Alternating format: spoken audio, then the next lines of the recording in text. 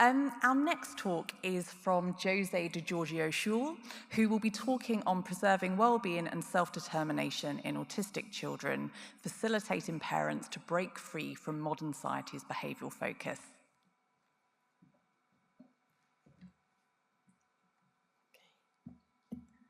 Hello, hi. Thank you for the introduction, and thanking the organization also for being here, the possibility to talk. I will be presenting an innovative perspective on what just has been described as the title of this speech, to preserve well-being and self-determination in autistic children, bringing a group of parents along to be able to actually break free from society behavioral focus pressure and in general social pressure. So to do so, I will be introducing briefly something about myself, the pilot study, and I will introduce the social-cognitive perspective, which is from an animal point of view, in which cognition means the possibility to be informed by the world around you. I will give you some insight of the parents, and I will end with a reflection. And the background is this, me, when I was 2 years old, long time ago. And I still kind of remembered that I would notice all of a sudden the attention of someone else, in this case a young goat, and their attention to the world around them.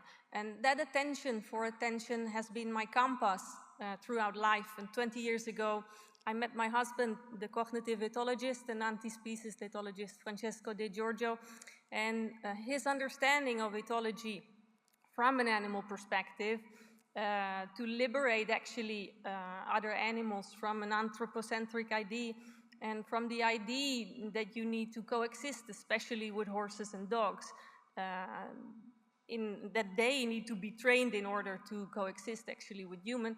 That has been our life work to deconstruct and to actually, instead of that, give an insight in their understanding, their own understanding of the world around them, and to create space for complicity in a coexistence. That framework in theory and practice, while people were studying with us, they started to actually notice similarities. It could be autistic people, healthcare workers, autistic people working in healthcare. And so in 2015, the ministry, so I live in Italy, sorry, I'm Dutch. So I do a lot of work in both countries and also in small other moments in countries in the world. But the Ministry of Healthcare in the Netherlands asked to present this perspective. And slowly, a couple of years later, a desk research to understand social pressure and autism from this social cognitive perspective was published to deconstruct that. And we were asked to take a group of parents along so they could actually understand how they could apply that in their own life, in their own family, to break free from these expectations. Parents who would embrace and really wanted to experience themselves as a family, but would still learn how many blind spots we are. I will go to this one first. How many blind spots exist that actually lead to internalized expectations. And these blind spots come from the fact that we live in an ableist society, very much focused on being functional, being able to do things. We forget to be able to experience. So that actually causes often automized reactions. So we get up to go somewhere. We don't get up to actually see the world around us. That kind of action-reaction creates a linear focus that makes it really difficult to have attention for someone else's attention because we focus on the reaction. And what the parents would, just the first introduction of what they learned, they would be in a bigger world which would create space. Very nice space has been mentioned a couple of times in this conference. So the real space to have an interaction again. They would learn to be less concerned, having more experiences themselves, and to create with that also more attention for someone else's experience. And learning to emancipate from the idea that you as a parent, and in this case someone's son, need to be understood, and often creating and missing out the opportunity to create a shared culture in a family, your own family culture.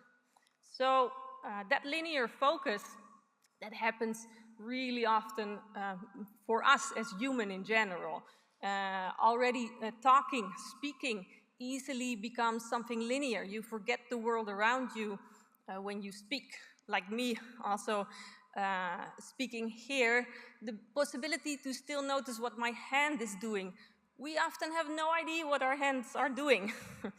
And that kind of awareness, there was in another group, one of the parents with a 15-year-old daughter, anorexia, autistic, a lot of difficulty, and she would be defined as somebody not in touch with her body. But again, how easy it is in this society to forget actually the awareness of your own body. Because tendentially, the possibility just to have a verbal conversation skips the understanding of how much information there is in perceiving somebody around you. And to make it a little more practical, so that, that mother learned how she could have a physical touch with her daughter again that would stay an experience, not something the daughter needed to react upon. It's like many of you, I think, live with cats, and it's easy to have this idea of a cat that comes and you stroke the cat, and then all of a sudden the cat reacts. So the cat reacts because an experience is situational. So in the first moment, stroking can be experienced, but then it stops. And just because it's a nice thing, a nice gesture, a good intention, doesn't mean that you can prolong it. We, in this society, forget how to be situational and to understand where an experience is, paying attention to someone else's attention. And of course, the example also of the need for eye contact. And from a social-cognitive perspective, this also explains something about cognition. So being social cognition, theory of mind was mentioned, from an understanding of an experience is something completely different than being socialized. So being social might actually mean wanting from an intrinsic motivation to listen to somebody, not looking at them, really social. The need to be looked at and also working on the fact that somebody gets that behavior is socialization. But what should be put in discussion, from my perspective, is why is there the need to be looked at? Because in this linear interaction, tendentially, people risk to wait for a reaction instead of being their own experience that can be shared. So again, the functional society makes us ask, so what should we do? This was very difficult for the parents in the beginning because they were like, okay, so what should we do? And I would be like, well, nothing, you know, just learn, experience, and see what happens. And this finding space for an informed experience instead of having expectations about behavior, of course, it's very difficult. And the first question of them was also, so, okay, José, but what about when there is a healthcare visit necessary? So what do you do then?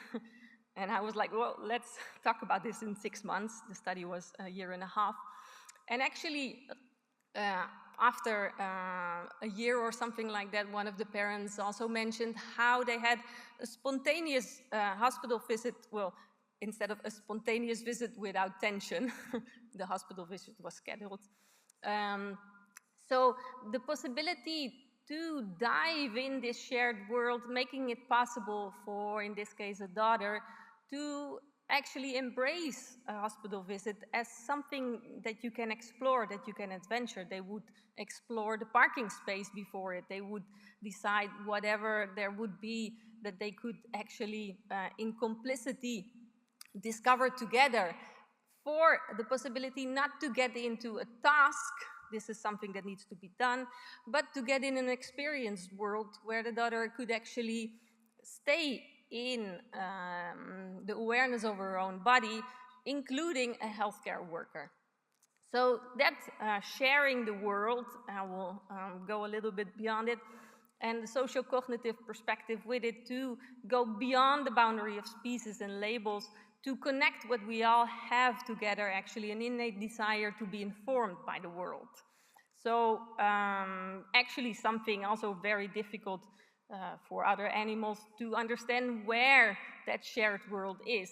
And the parents would also learn from Achilles, an aggressive rooster that would come to live with us, to recover his possibility to experience and be informed by the world around them. So not because we're trying to control their behavior, but his behavior, but preserving his possibility to explore life. And sometimes to be an experience for someone, you need to put on a blindfold. The parents would learn that as well. And sorry for going so fast, but I wanted to finish with Athos, which is, of course, an image of a young cat. And you might have a moment in which it's like, oh, that is cute. But that is actually Athos exploring his own world with his own questions. And of course, I don't know what Athos is thinking, but I can pay attention to Athos' attention. So that insight, the hospital visit, space for actually experiencing each other, and a last one, how their children would be more present, more proactive, and more actually in a shared world. That was really strong insight to be able to understand that attention belongs to everyone. I will go to my last slide because time is up. These are the parents, everybody with their own experience. These were just some. Because an inclusive society is one where everyone is understood for their own cognitive being in the world, owner of your own attention. So that's when this one stops. Thank you so much. I think everyone will agree that slides with cute animals are always well received. If anyone would like to ask a question, please do come up and as quickly as possible so we stick to time. But otherwise, I would love to ask, I know, parenting is a very individual journey with any child. Did you find that your parents went on a very similar journey, or was there any who were struggling a bit more, or who really embraced things? Well, of course, so everybody would be in their own experience, and we are all subjects, and some would have had more difficulty because they had been already brought themselves through so much trying to adapt that was actually more difficult to let go of that. So something that we do not even agree with, if we really try our best, can really get in our way. Good. Oh, I'm here. If there are other questions, that often happens, I'll be around in the conference, happy to engage. Thank you. Amazing, thank you. And while our next speakers are coming up, if anyone does have questions, please do start to make your way to the microphone, and we will make sure we come to you as soon as possible afterwards.